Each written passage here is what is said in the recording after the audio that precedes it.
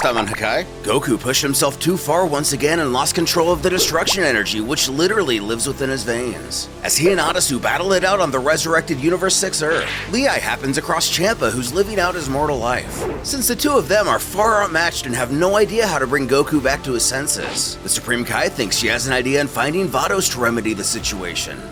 But in doing so, she interrupts a very important meeting of the angels. Will this be the first and final mistake of the Chausha? Universe 6, Solar System number 9086.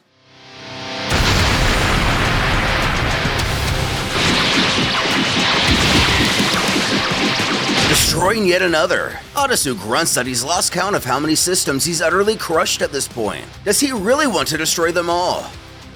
But the Hakai possessed Goku cackles that he already told him, did he not? He will destroy everything!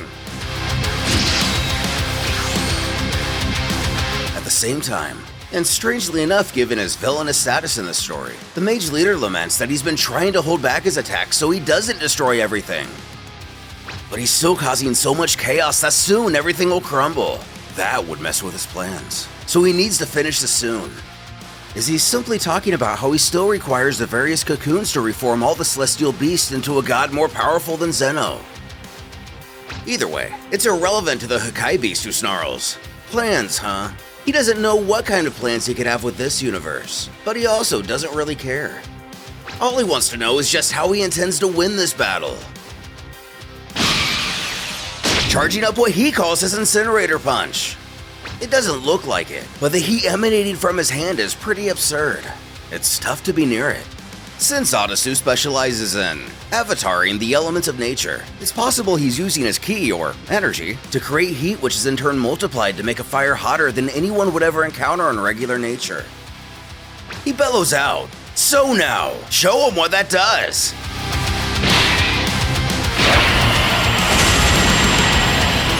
Grabbing a nearby rock, he disintegrates it instantly. Giggling at his own antics, he argues that he too knows something like this incinerator punch.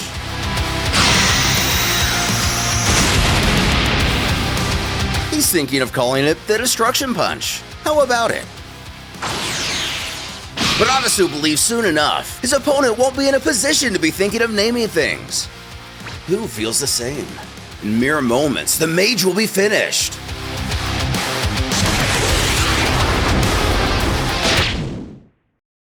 Back with Zeno.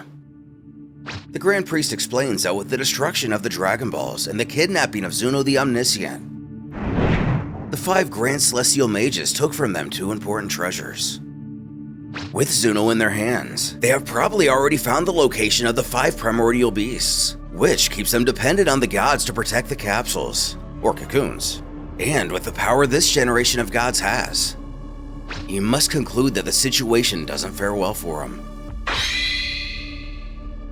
They should consider that soon, Zara can be brought back to life. Margarita questions what the angel should do regarding this situation. And despite what is at hand, by the law between the reign of this realm and their motherland, the angels should keep themselves out of the battle. The wording of this seems to suggest that the angels of Dragon Ball are from a realm separate from the one we're familiar with, like they're native to somewhere else completely. But even if it looks like the gods won't win against the threat of the mages, sadly, it is for them alone to take action. They angels can only indirectly assist as always. Bringing us full circle to the moment Lei made her appearance. She turns over, glad to see Miss Vados. They need her help, who is clearly disturbed by her intrusion. For good reason. The Grand Priest questions the Chausha if she knows the kind of offense she just committed. Falling to her knees, she apologizes, but she needs the help of Miss Vados urgently. One of the 5 Celestial Mages has invaded Universe 6, and while Mr. Goku was battling him, he used the thing that went berserk and almost destroyed the entire universe. Translating a little, Vados realizes that this means Goku exceeded his limits again and lost control. She continues, pleading with the Grand Priest to please let Miss Vados come with her to save Mr. Goku and her universe. Kind of shooting a glare. He regrets to inform that it's the gods who are responsible for taking care of their universes. Nothing justifies her intervention in this meeting. For this, her punishment could even be death. Raising their hands, the Zenos beckon they should erase her now, right? Being the sassy boss he is, Whis interjects. While he offers his sorries for meddling, he believes that perhaps it would be relevant to remind that if they erase Miss Lei, they'll be doing the same to Sir Goku since their lives are connected. Since they are a bit biased towards the hero of Earth, this causes them to rethink their action. They shouldn't erase Goku for something like that. The other agrees. Goku's way too cool for that. Frantically thanking him for this, she still worries that if things continue as they are, Mr. Goku will soon be dead either way. Again begging for him to let Miss Vados help him.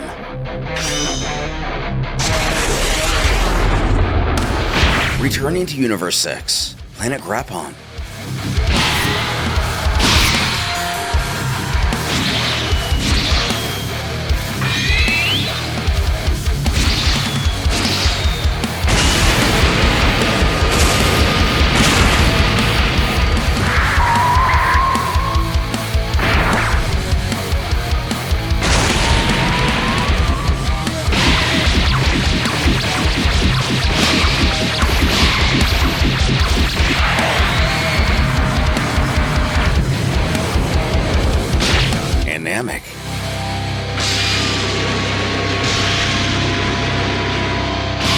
Sarala.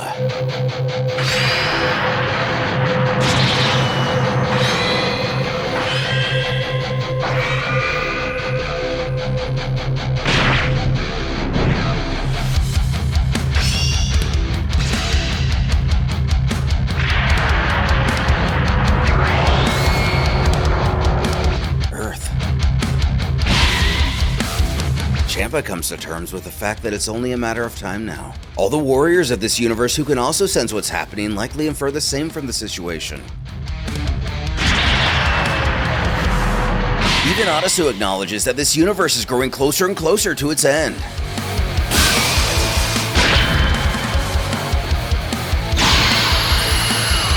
Finally getting a tap on each other.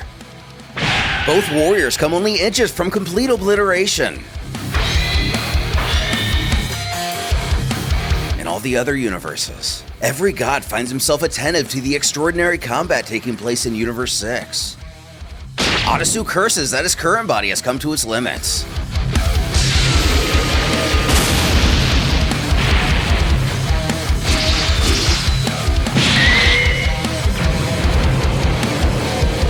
Putting the mage on the back foot, the Hakai beast bellows that he won't flee from him anymore.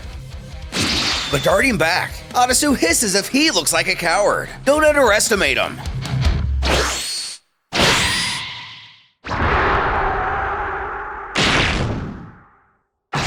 Not thinking he was going to be able to dodge his charge. The warrior once known as Goku cackles that he's the one who shouldn't be underestimated. While not erasing him, it does seem that Arasu's arms have been heavily damaged. So for the final blow.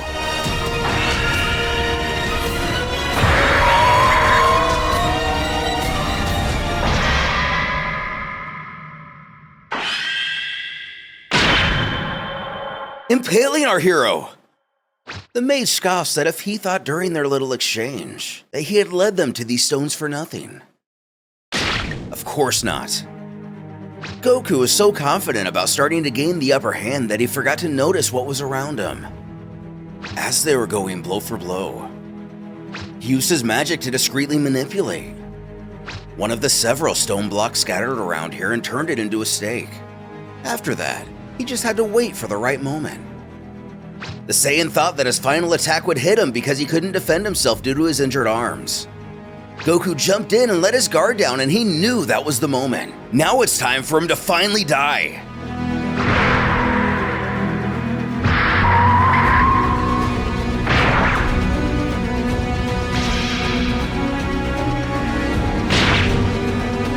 Falling out of his transformation, Arasu has to admit that for a moment, he really put him through a difficult situation.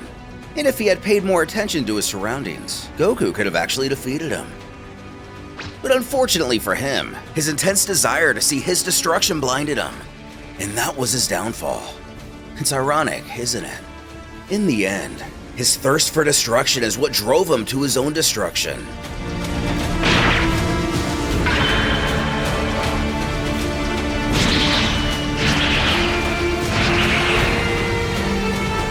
Upon seeing the light return to his opponent's eyes, it looks like our hero has finally come to his senses.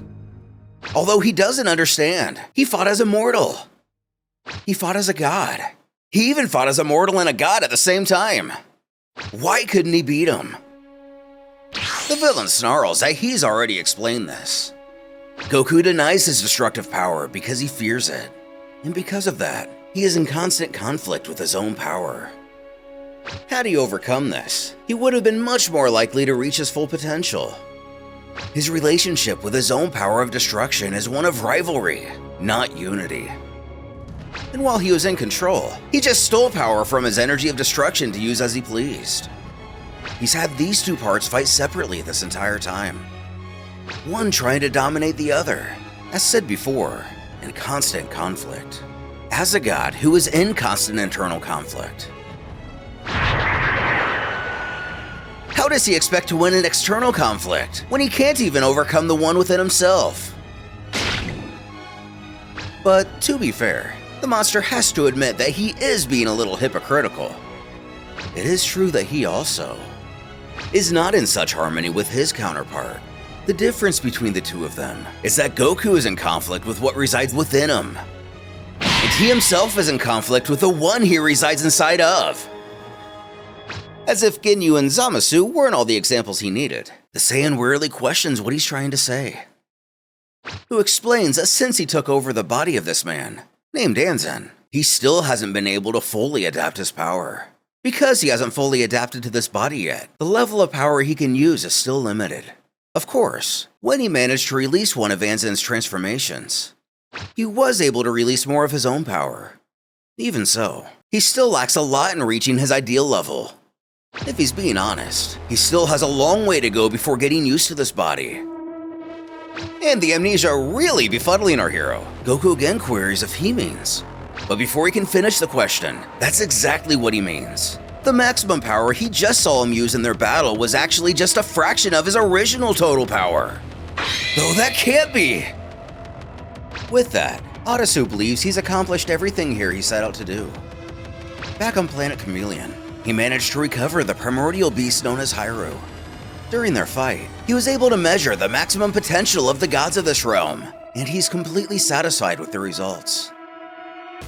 Goku continues with expositional things, to which the mage furthers on. He wanted to gauge the power of all the gods of destruction, and among them, Goku is the youngest and the one with the greatest potential.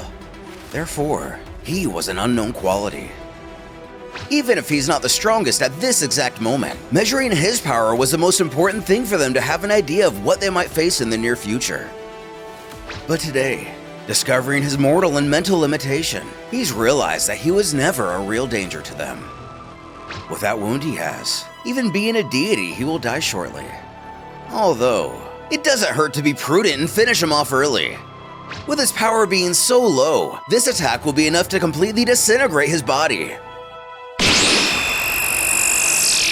Firing it off, Goku is so injured and out of energy he doesn't even have it in him to teleport and escape. He's got him.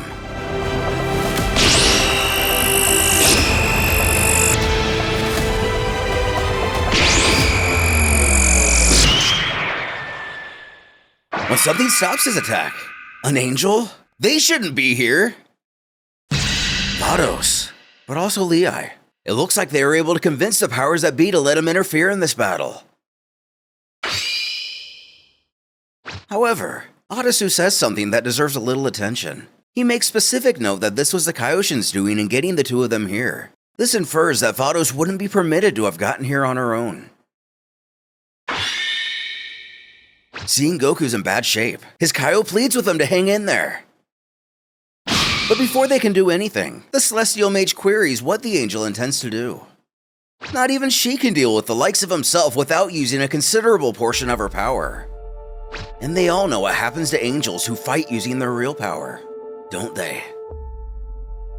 Vados smirks, that's true, but you know, Mr. Goku seems to have given him a bit of work. And as he is now, she's not sure that she would need to use that much power. While making him a bit nervous, she then chortles she's only kidding. She doesn't want to take any risks regarding her own existence. Besides, just one word from Lea and they can go anywhere. And with her inside this protective shield made by the angel herself, Arasu won't be able to stop her before she does this. So in other words, this party of his is over. Though returning the smirk, the mage hisses that she's very shrewd, as expected of an angel, but this is no matter. He will accept that he has failed to take Goku's life today, but in the end, it's of no consequence. Since he won't be the one to change the course of their plans, indeed it may even benefit them if he remains alive. But Lei demands to know what that's supposed to mean. He wants them to deliver a message to all of their gods and mortals. Within 6 months, a great attack will come. An attack of multiversal level that will have the objective of exterminating all 12 universes of Zeno's kingdom. They better prepare their people for the massacre that's to come. The question must then be asked why he's bothering to tell him all this. Just what is he planning? This is something that won't take long to find out. Since he has nothing else to do in this universe, now is the perfect time to bid them goodbye.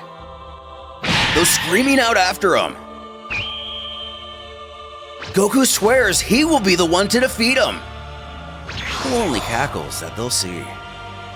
Zipping away, what kind of training can Goku do to stand up against what Arasu claims is his true power? Will he take his advice to heart and learn how to balance his god and mortal energies? And what will happen if the Celestial Guardians actually manage to gather all the primordial beasts to give life to Zara, the being even more powerful than Grand Zeno?